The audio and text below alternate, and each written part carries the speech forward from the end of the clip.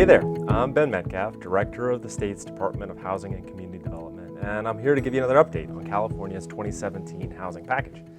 As a reminder, the 2017 housing package contained 15 game-changing new laws, each of these moving California a bit closer to being able to provide safe and affordable homes for everyone who resides here in our great state. Assembly Bill 72 was one of these 15 laws. First of all, it grants HCD the authority to take a look at any action or lack of action by a local government associated with its adopted housing element. Now, as a reminder, housing elements require local officials to fully plan for their share of the state's housing.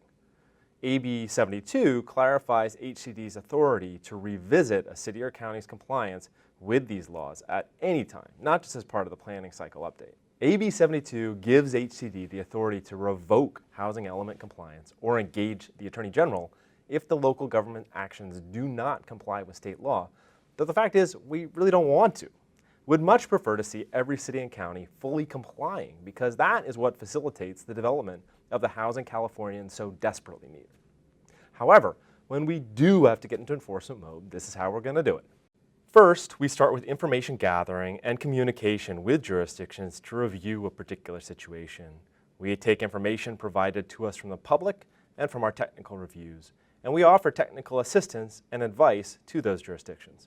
Then, we issue a formal correction letter and clarify that unless specified actions are corrected, housing element compliance might be revoked. After endeavoring to work constructively with the jurisdiction, if we still don't see progress, we send a 30-day notice of our intent to revoke.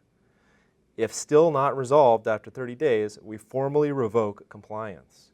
Revocation opens up the city or county to private litigation, which could lead to a court injunction to cease issuing residential or non-residential permits.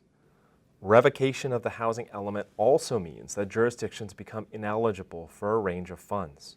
Several federal and state funding programs consider housing element compliance as an eligibility or ranking criteria. For example, Caltrans Sustainable Community Grants, Cap and Trade Affordable Housing and Sustainable Communities programs, the upcoming Senate Bill 2 Planning Grant, and many of the programs provided for under the upcoming Prop 1 Housing Programs and Veterans Bond. And finally, as a last resort, if the issue is egregious or recurring, we may refer the issue to the Attorney General's office and work with them to pursue direct legal action.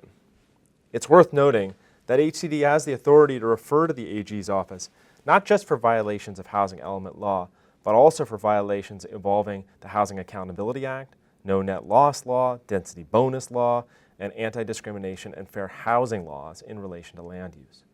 That said, let me stress, the process is intended to be iterative and constructive. It hinges off the concept of progressive sanctions. So local governments will have the opportunity to respond to HCD each time a letter of technical assistance or correction is issued. Out of the 539 jurisdictions in California that require housing elements, 53 today are out of compliance, and many of those that are in compliance are challenged with state housing law issues. We are using our new authority and we'll be holding our local governments accountable to do their part to comply with state laws. In fact, to date, this calendar year, we have issued 89 letters to local governments, including 18 30-day letters. 16 jurisdictions currently in compliance have been cleared or are working with HCD on an approved schedule for resolving their issues, and one jurisdiction recently regained compliance. For the rest, we are hoping to see progress over the course of this year. I believe transparency is key to accountability and enforcement. So all of HCD's enforcement action letters, our 30-day notice letters, our housing element decertification letters are all available today for public review on our accountability and enforcement webpage up on hcd.ca.gov. Of course, we need your help in this process to let us know of potential violations of state housing. Visit our accountability webpage for more information on how you can help us identify and investigate cities and counties and ensure everybody is playing by the same rules. Okay, that wraps up my update. So please visit our website at hcd.ca.gov and be sure to follow us on Twitter and Facebook if you haven't already. Don't forget, sign up for our email e-blast as well. Thank you.